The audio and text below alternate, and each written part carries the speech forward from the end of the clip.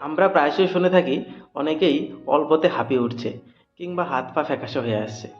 তো অনেকেই এই জিনিসটিকে সাধারণ ভেবে কিংবা সাধারণ ক্লান্তি ভেবে জিনিসটিকে এড়িয়ে যায়, কিন্তু এটি হতে পারে অ্যানিমিয়া বা রক্ত স্বল্পতার লক্ষণ। তো আমরা এই ভিডিওতে আজকে জানবো এই অ্যানিমিয়া বা রক্ত স্বল্পতা কী, কেন হয়, এর কী কী লক্ষণ থাকে এবং কী কী ঘরোয়া উপায়ে এটিকে নিয়ন্ত্রণ করা যায়। আর ভিডিও শেষে থাকছে একটি স্পেশাল হেলথ টিপস, যা আপনার এই অ্যানিমিয়া রুখতে খুবই একটি কার্যকরী ভূমিকা পালন করবে। প্রথমে আমরা জানব এই অ্যানিমিয়া কি। আমাদের শরীরে রক্তে যখন হিমোগ্লোবিন এবং লোহিত রক্তকণিকার পরিমাণ স্বাভাবিকের থেকে কম হয়ে থাকে, তখন এই কন্ডিশনকে মেডিকেলের ভাষায় বলা হয় অ্যানিমিয়া। হিমোগ্লোবিনের প্রধান কাজই হলো আমাদের শরীরের প্রতিটি কোষে অক্সিজেন পৌঁছে দেওয়া। আর যখনই এর ঘাটতি দেখা দেয় আমাদের শরীরে, তখন এই দুর্বলতা অনুভব করে। এখন আমরা জানবো এই অ্যানিমিয়ার কি কি লক্ষণ দেখা যায়।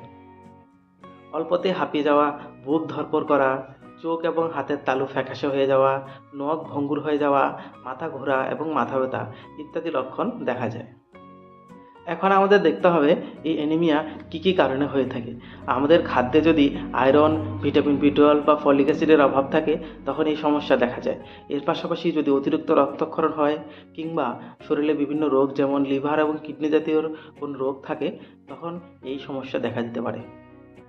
এই সমস্যা থেকে বেরিয়ে আসতে হলে আমাদের খাদ্য তালিকায় কিছু খাবার যোগ করতে হবে, যেগুলো হচ্ছে যেমন আয়রন সমৃদ্ধ খাবার, যেমন কচু শাক, পালং শাক, বিট, গাজর ইত্যাদি আমাদের খাদ্য তালিকায় যোগ করতে হবে।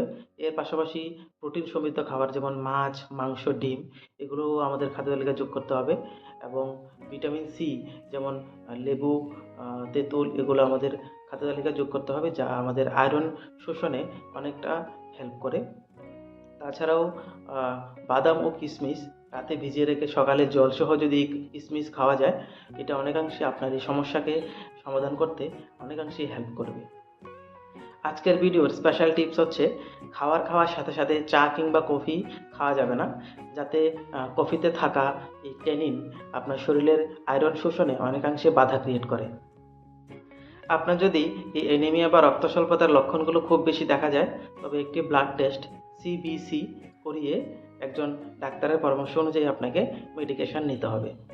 আর এই ভিডিওটি যদি আপনার ভালো লেগে থাকে, আপনার একটু ইনফরমেটিভ মনে হয়, চ্যানেলটিকে সাবস্ক্রাইব করে ভিডিওটিকে লাইক করে আপনার প্রিয়জনের সাথে এটা শেয়ার করে দেবেন, যাতে আমার আপলোড করা এরকম পরবর্তী ভিডিওগুলো আপনার কাছে প্রথমেই পৌঁছে যায়।